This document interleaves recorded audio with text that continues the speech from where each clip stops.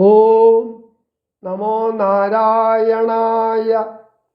താതനിയോഗം അനുസരിക്കണമെന്നു കേട്ടു ദശരഥ രാജാവിനെ ആ സന്ദർഭത്തിൽ ഭരതൻ തെറ്റിദ്ധരിച്ച് പല ദോഷാരോപണങ്ങൾ ആരോപിച്ച് മന്നവനായി ജ്യേഷ്ഠനോട് രാജ്യം വാഴാൻ വീണ്ടും പറയുകയാണ്.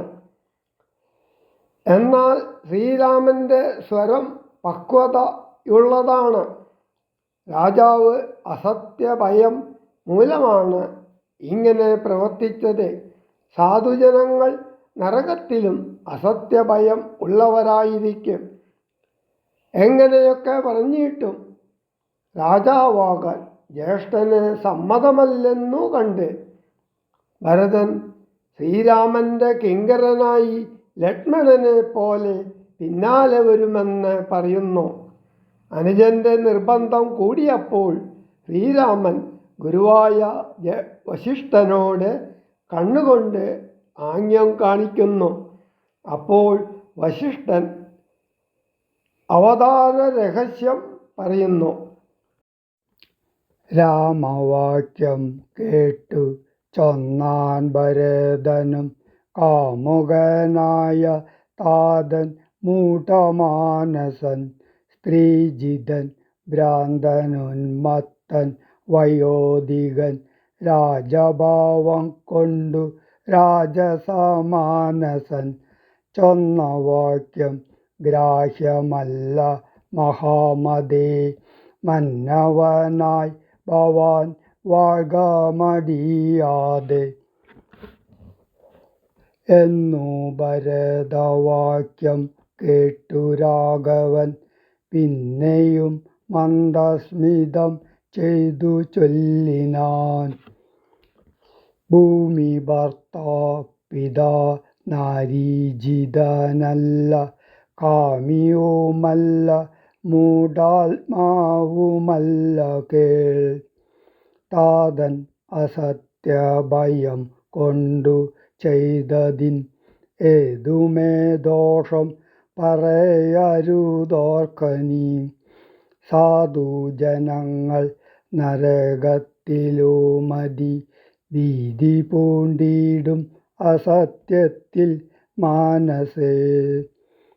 എങ്കിൽ ഞാൻ വാഴ്വൻ വനേ നിന്തിരുവടി സങ്കടമെന്നിയെ രാജ്യവും വാഴുക. സോദരനിത്വം പറഞ്ഞതു കേട്ടതി സാദരം രാഘവൻ പിന്നെയും ചൊല്ലിനാൻ. രാജ്യം നിനക്കും എനിക്കു വിപിനവും പൂജ്യനാം താതൻ വിധിച്ചതു മുന്നമേ. വ്യത്യയമായനുഷ്ഠിച്ചാൽ നമുക്കതു സത്യവിരോധം വരുമെന്നു നിർണയം. എങ്കിൽ ഞാനും നിന്തിരുവടി പിന്നാലെ കിങ്കരനായി സുമിത്രാത്മജനെ പോലെ പോരുവൻ. കാനനത്തിന്നരുതെങ്കിൽ ചേരുവൻ ചെന്നു പരലോകമാശു ഞാൻ.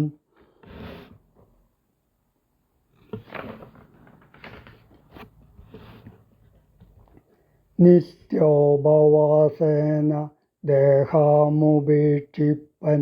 ഇത്യവമാത്മനി നിശ്ചയിച്ചന്തികേ. ദർഭ വിരിച്ചു കിഴക്കു തിരിഞ്ഞു നിന്നപ്പോൾ വെയിലത്തു പുക്കു ഭരതനും. നിർബന്ധബുദ്ധി കണ്ടപ്പോൾ രഘുവരൻ തൽബോധനാർത്ഥം നയനാന്ത സംജ്ഞയാ ചൊന്നാൻ ഗുരുവിനോടപ്പോൾ വസിഷ്ഠനും. ചെന്നു കൈകേയി സുതനോടു ചൊല്ലിനാൻ. മൂഢനായിടല കേൾക്ക നീയെങ്കിലോ ഗൂഢമായൊരു വൃത്താന്തം നൃപാത്മജ. രാമനാകുന്നതു നാരായണൻ പരൻ താമരാസോത്ഭവനർത്തിക്ക കാരണം ഭൂമിയിൽ സൂര്യകുലത്തിലയോധ്യയിൽ ഭൂമിപാലാത്മജനായി പിറന്നിതു. രാവണനെ കൊന്നു ധർമ്മത്തെ രക്ഷിച്ചു ദേവകളെ പരിപാലിച്ചു കൊള്ളുവാൻ